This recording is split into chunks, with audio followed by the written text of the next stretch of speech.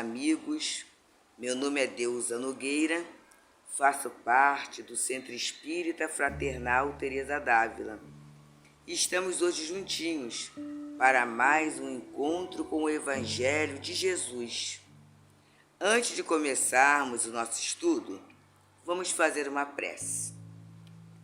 Amado Jesus, amigo de todas as horas, estamos juntos, Senhor, em nome de Deus, nosso Pai, para mais um momento de estudos acerca do Teu Evangelho, para mais um momento de fortalecimento de nossas almas para a caminhada do dia a dia.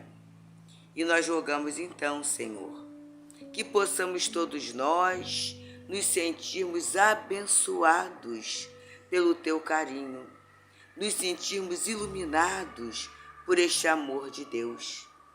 E assim, que seja em Teu nome, Senhor, seja em nome de Teresa d'Ávila, Ubirajara, Rafael, Francisco de Assis, mas que seja, sobretudo, em nome do amor de Deus, nosso Pai, nós rogamos a permissão para darmos por iniciado o nosso estudo do Evangelho segundo o Espiritismo na tarde de hoje, no dia de hoje, na manhã de hoje.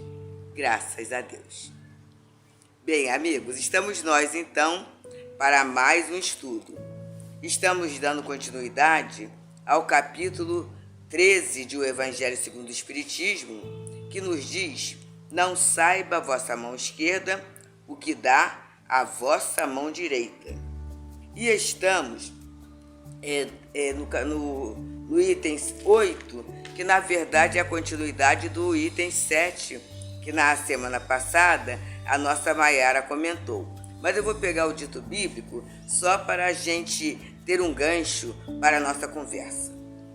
O dito bíblico, o título é esse: convidar os pobres e os estropiados, ajudar sem esperar retribuição.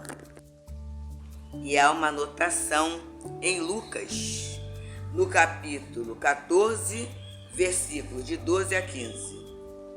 Disse também aquele que o havia convidado: quando derdes um jantar ou ceia, não convides os teus amigos, nem os teus irmãos, nem os teus parentes, nem os teus vizinhos que forem ricos, para que não aconteça que também eles te convidem em seguida, por sua vez, e assim te retribuam o que receberam de ti.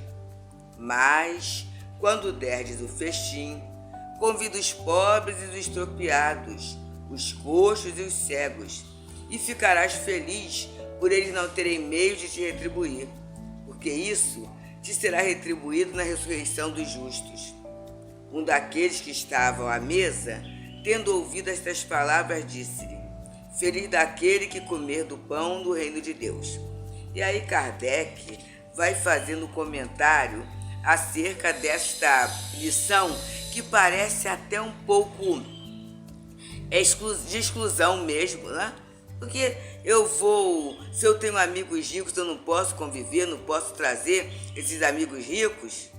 Então ele vem trazendo a essência da parábola, porque a parábola ela traz uma série de símbolos para nos ajudar a entender a nossa vida, o nosso projeto de crescimento espiritual. O nosso codificador, nessa inteligência que é da equipe A Falange do Espírito Verdade, vai trazendo assim: quando derdes um banquete, não convide os teus amigos, mas os pobres e os estropiados.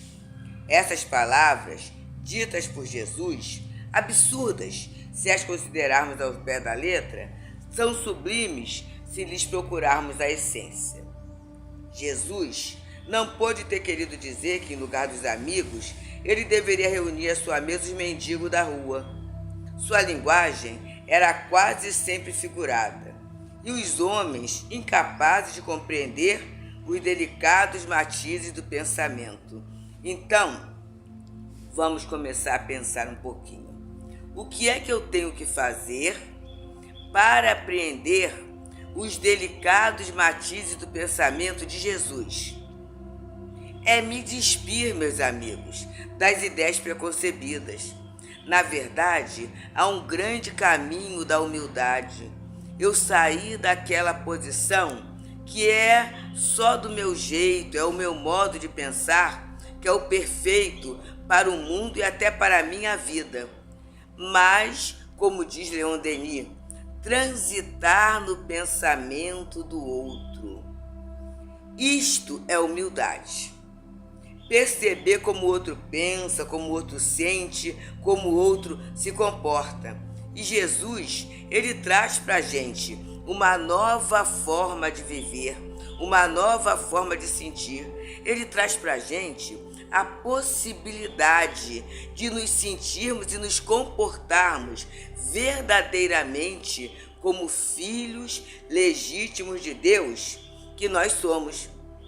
Então, nessa delicadeza, continua Kardec, Jesus falava com imagens fortes que produziam o efeito das cores vivas.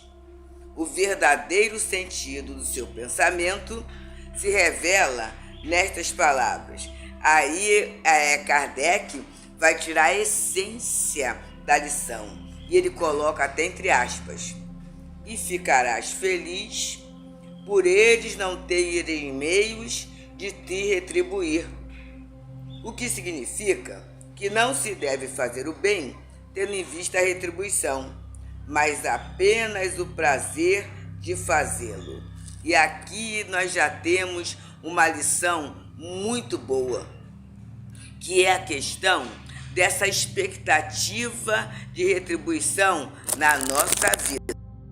Teresa d'Ávila, nossa querida Teresa, no livro da Vida, capítulo 28, item 4, ela fala de algo muito interessante, que é de uma senhora. Era uma senhora rica, e Teresa estava muito doente. Quando ela chega na casa dessa senhora, a senhora o que faz? Ela faz a Teresa pegar, joias de ouro e pedra, porque ela tinha muito e grande valor, especialmente assim, uma joia de diamantes, avaliada em muito. Ela pensou que me alegraria, que eu ficava rindo comigo mesma e sentindo pena de ver o que os homens estimam, lembrando-me do que tenho guardado, para eles o Senhor. E pensava, diz Teresa, quão impossível seria para mim, ainda que eu comigo mesma quisesse tentar, ter aquelas coisas em alguma conta, se o Senhor não me tirasse a lembrança das outras.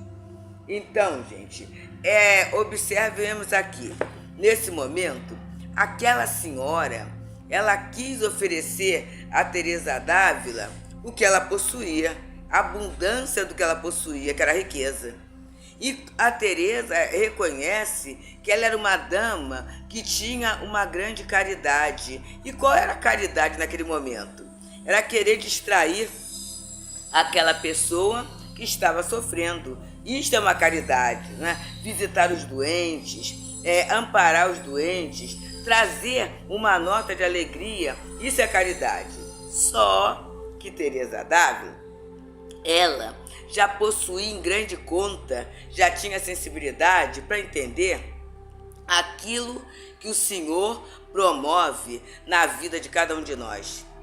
Ela tinha já essa noção. Então, para quem tem essa noção do que é o reino de Deus, do que é a justiça divina, aquilo não era em grande conta, mas ela destaca o desapego daquela senhora em relação àqueles bens, no sentido de proporcionar momentos de alegria, momentos de satisfação àquela freirinha que estava doente. Então, e a freirinha não tinha do que retribuir, porque naquele momento, a Teresa d'Ávila já vivia na questão da pobreza mesmo, na questão da entrega total à sua vida monástica. E Kardec, então, vai falando, é fazer o bem apenas com o prazer de fazê-lo. E nesse momento a gente já pode raciocinar sobre isso. Como é que a gente faz esse bem? Aqui na casa de Teresa d'Ávila, temos um trabalho semanal que é o Café com Fé. O Café com Fé, esse trabalho dominical, sai o grupo, sai a caravana. E a caravana vai levando um café da manhã reforçado, um mimo para aqueles companheiros que estão na rua.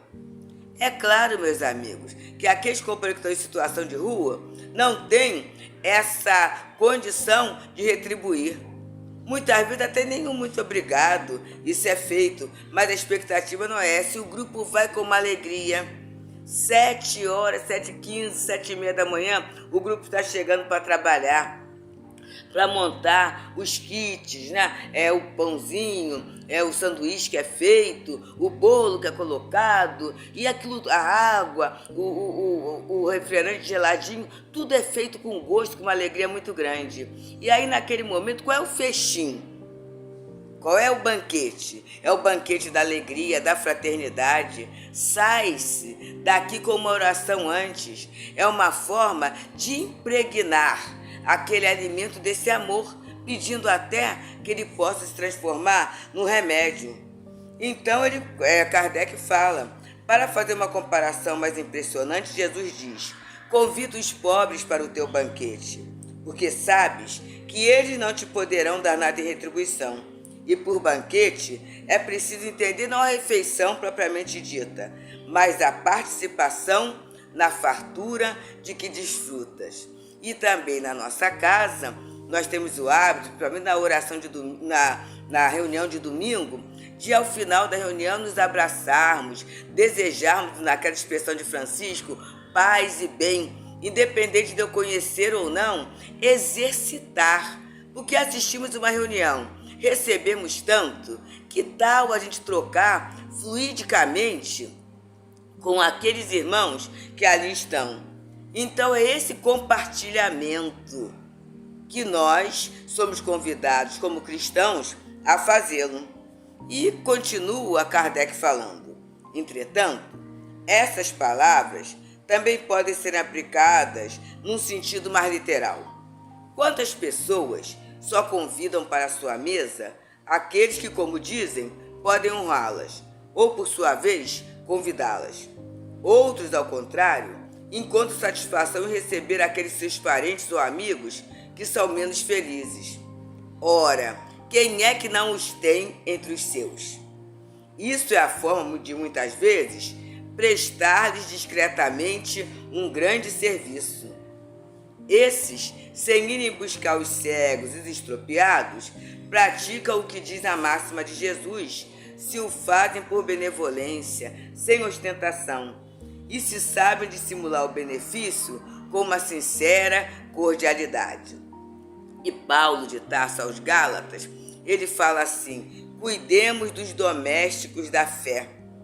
Então, muitas vezes, não é o parente da família consanguínea, mas é aquele companheiro que está na sua dificuldade, que está no seu momento de dor, que está no seu momento de carência, seja ela financeira, afetiva, de saúde. Então se faz uma visita ou se convida a pessoa para participar ali de um momento feliz para quebrar aquele ciclo de dor, aquele ciclo, aquele sentimento de abandono. De outras vezes, é se oferecer aquilo que se tem de melhor. Muitas vezes o banquete do conhecimento, como a informação liberta, Nós estamos preparando o encontro com Teresa d'Ávila, e teremos um encontro presencial agora no mês próximo de outubro. Que banquete, porque vai ser o Evangelho e Teresa d'Ávila. E como nós teremos que aprender, refletir esse enriquecimento, esse compartilhamento que a equipe coordenadora do encontro estudou durante todo um ano. Isso é um banquete e com certeza vai mudando, vai modificando a nossa forma de ver, a nossa forma de pensar, a nossa forma de agir. Então, amigos, é muito bom nós aprendermos com Jesus uma lição de vida. É muito bom nós termos no Evangelho essa boa nova que vai trazendo paulatinamente alegria de viver no nosso coração. E é muito bom no momento que atingiremos esse estado de alegria, que é dado pela compreensão da vida, não pelos desejos, pelos caprichos satisfeitos, mas por essa compreensão alta da vida que Jesus nos dá, que o Evangelho segundo o Espiritismo nos esclarece e que Teresa vem trazendo para nós. Vamos observar que ela respeitou o entendimento e o sentimento da senhora. Ela fala assim, aquela caridosa senhora que me ofereceu aquelas joias no sentido de me alegrar. E ela até viu, né? Porque aquela senhora não conhecia outros prazeres que a Teresa já conhecia. Vamos trazer, meus companheiros, essa questão para o dia a dia de nossas vidas. Quantas vezes nós nos indispomos com parentes e amigos porque promoveram determinados gestos, determinados atos. Mas será que os valores daquele irmão são os mesmos nossos? E se nós até julgamos que sabemos mais, que conhecemos mais, que estudamos mais, está na hora. Aquele que recebeu mais tem obrigação de compreender aquele que recebeu e que conhece menos. E vamos procurar, como Teresa d'Ávila fez, a nota de bondade, a nota de caridade. Quantas vezes esse companheiro, esse irmão, essa irmã, seja ele parente, seja ele amigo, quantas vezes ele suportou de nós situações que nós nem suspeitamos? Quantas vezes? Houve o perdão, houve a não divulgação do mal. E nós lembramos novamente Paulo de Tarso quando ele fala: pois, se nós não cuidarmos, aquele que não cuida dos seus, e principalmente dos de sua família, negou a fé e é pior que o infiel.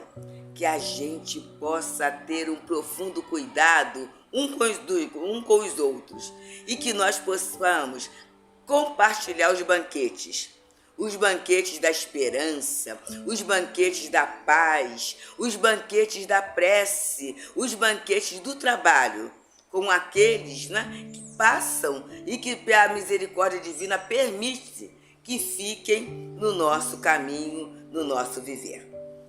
Muito obrigada aos irmãos e vamos fazer a prece final. Amado Jesus, Mestre querido que permitiu que compartilhássemos do banquete do Teu Evangelho, sê conosco, Senhor, para que tenhamos momentos de reflexão, momentos de uma vivência consciente, como filhos de Deus, como Teus irmãos mais novos.